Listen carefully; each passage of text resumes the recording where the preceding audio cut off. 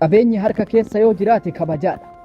qaala ayyuuba as-sakhtayaanii waan jedhe kaana abuu qalaabata ya'murunii biluzuumi suuqii wa san'a. abuu qalaaban akka ani magaalaa bahee waa hojjadhee waa dalaguna ajajaa ture. durummaan uf danda'uun fayyaa keessaatii fi nagaa fida jedheen. qiimatul mar'i bimaa yu'ti. gatiin namaa waan inni fudhatuun osoo hin taane waan inni kennuun madaalama. qacada shaqiiqun ilbalkhiyyu can ilcamal. shaqiiq albalkhiin dalagaa dhiise akkanumatti ta'a. fasa'alahu ibraahim ibnu adham lima. ما دلقا ديبتي أكنو متى يتجدين إبراهيم بن أدهم فقال رأيت في الصحراء طائرا مكسور الجناح لا يقوى على الحركة.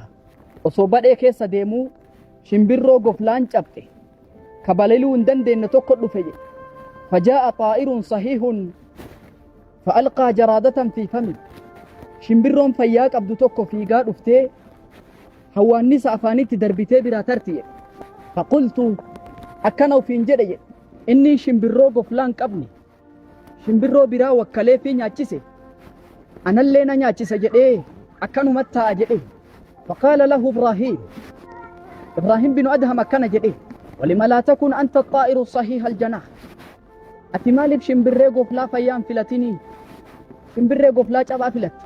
أما بلغك قول النبي صلى الله عليه وسلم ما جيتش إرقام ربي سنجيني اليد العليا خير من اليد السفلى.